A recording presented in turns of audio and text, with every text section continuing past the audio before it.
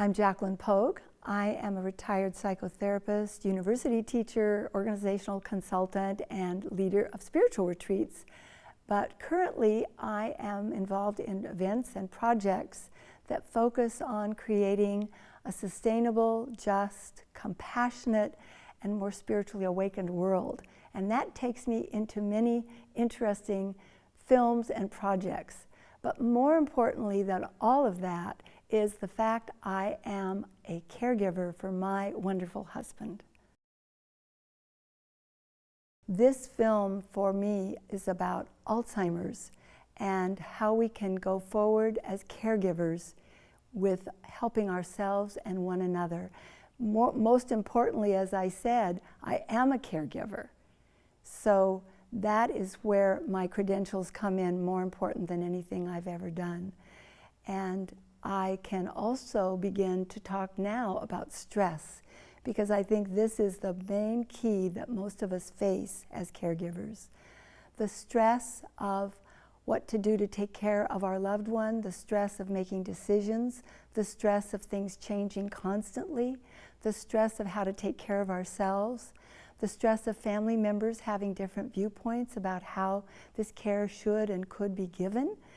So there's so much related to this stress that we are always under 24 hours a day. Some people call it the 36-hour day.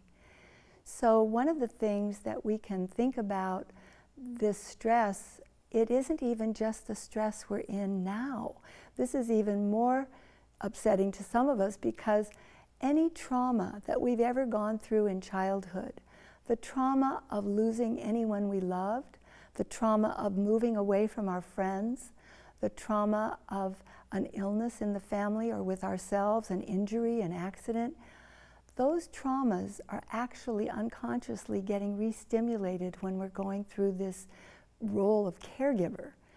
The loss of so many parts of our relationship with this person, the loss of their dignity, the loss of our communication abilities with one another.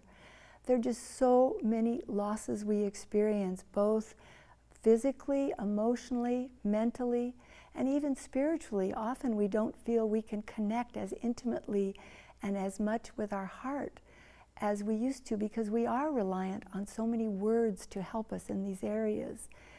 And this kind of stress gets re-stimulated by the current things we're going through, so that we don't even realize old feelings are coming up, old traumas that we're not even aware of. And so sometimes we overreact or wonder ourselves, why am I having such a huge reaction to this situation? I should know better. I should know that it's always going to change and there are always going to be new problems and new challenges. So I just want to comment on that about be gentle with yourself. It's very important with stress and all of these things going on in our lives to forgive ourselves. It's so easy to forgive our loved one because we know they can't help what they're doing or saying. But it's harder to forgive ourselves. So one thing we can do to help our stress is to simply accept that we're doing the best we can and to say, I forgive myself. And say that regularly with your heart, not just with your mind. Really feel yourself giving forgiveness and offer that to yourself as a gift at this time of your life. So another thing I've noticed about this adventure and this learning experience is that it has tapped into some insecurities that I didn't even remember that I had as a child. I grew up being fairly competent in my life and having a direction for my life, and felt very confident about what I know and that I had a lot of answers. And also being a psychotherapist, people coming to me and me asking all the right questions or giving some good advice occasionally, not too often because you're supposed to let them figure that one out. But the bottom line is, I realize for the first time in my life in a long time, I don't have answers. I am on a quest also to find answers, to find other experts, to find other people in my situation, to get their story and their advice. So at a point in my life, I'm feeling much more vulnerable, that I don't have all the answers, and I never know when things will change, and I don't know how I'll have to adapt to the new changes, and so I can never prepare. I'm also a person that always had plan B and a backup plan, and now that doesn't seem so relevant any longer. So I want to comment that my vulnerability, I'm learning to accept my vulnerability and embrace it as the feminine aspect of myself, also the not knowing, and also to realize that this vulnerability is turning into a strength.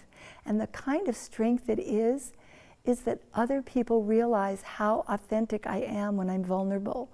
Because if I come off like an expert, like I know everything and have answers, they think, well, I'm not in that situation, and that just isn't true for me any longer. So I feel like I'm better able to connect with others and better able to connect with my husband because I see his vulnerabilities. And now I have my own. And it makes me more heart-focused and more humble and more gentle, both with others and myself. One of the things that I've noticed is we talk to each other, and when we see each other as a caregiver, we have this immediate bond. If I meet someone and they say, oh, I was a caregiver for my husband or wife and my daughter or my mother, I think, oh, you have an idea of what it is.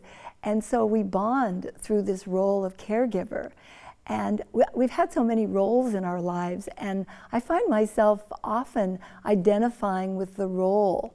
And what I would like to say is that I'm learning that this identification with the role, I've always known wasn't my true nature.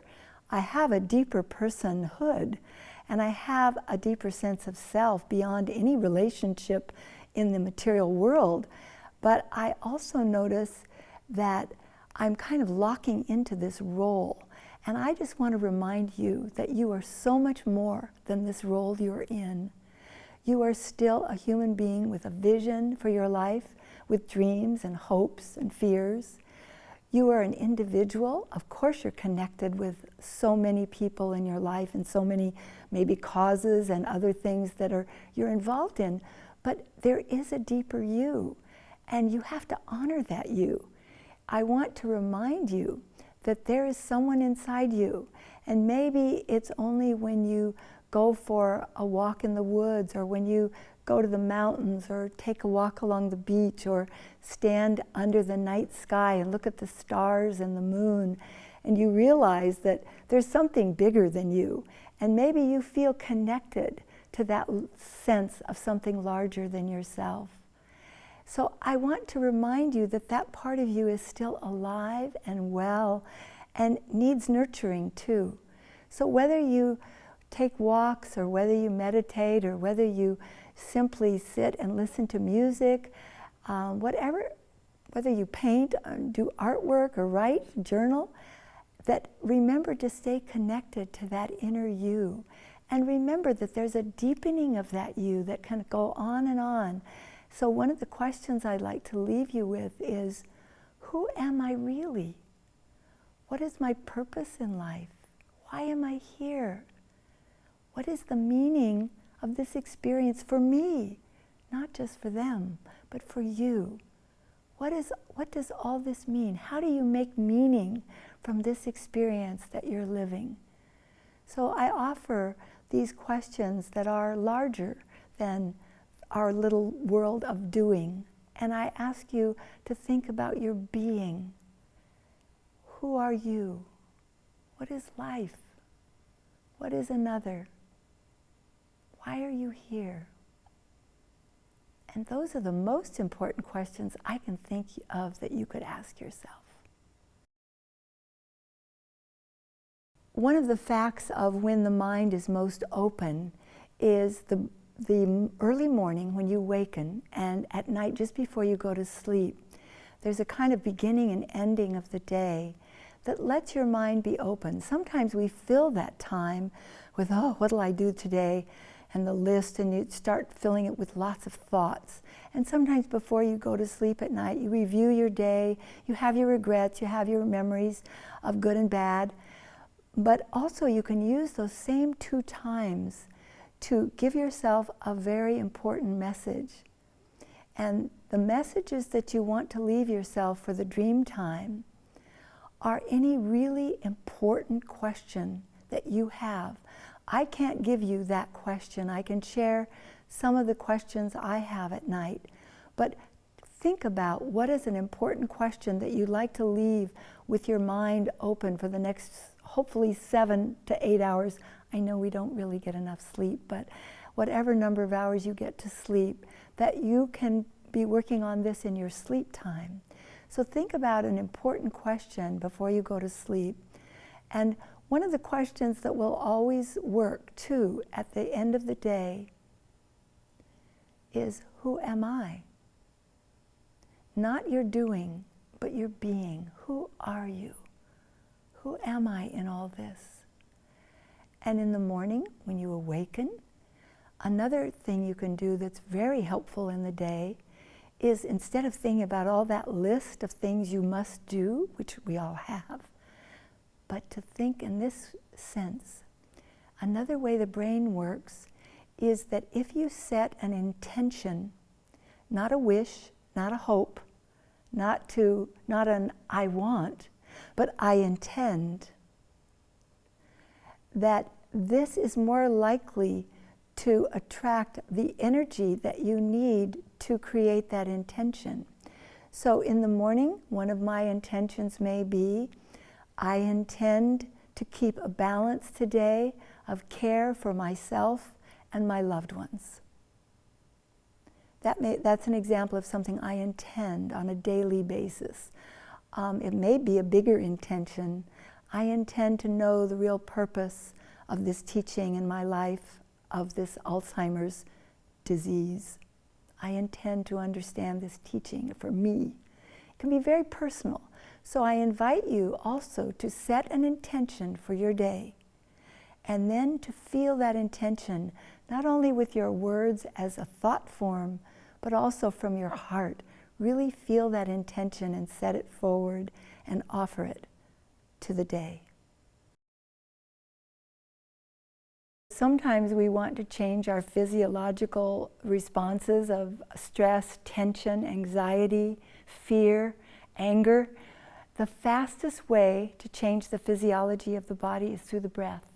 So we don't have time for that 5K run. We don't have time to have a therapy session. So the fastest way to change the physiology of the body for relaxation is the breath. So give that 3-part breath a try, play with it, experiment with it, and happy breathing. But do remember, breathe. The best way to begin with deep breathing is to start with the exhalation. That way you ensure yourself a deeper breath when you inhale. So the exhalation is, it's easier again if you place your hand on your abdomen, your right hand on your abdomen, kind of pressing in as if you're pushing all the breath out, feeling like you're pushing back to the back of your spine with the exhalation before you inhale. So it begins to look like this. And then when you're feeling slightly desperate for that breath, then begin the inhalation at the abdomen level first.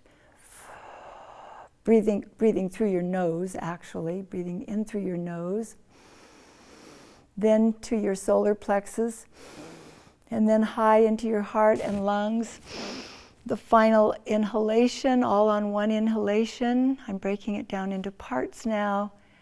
And then pause on the interlude.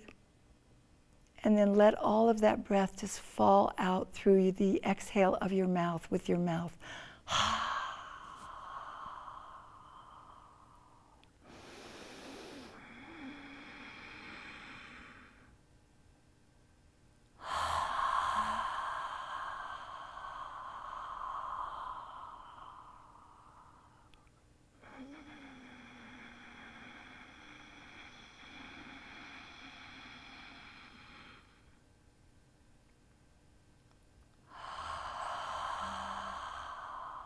Finding your own pace, finding your own rhythm, and do it in the way that feels comforting and easy for you without stressing the inhale or the exhalation.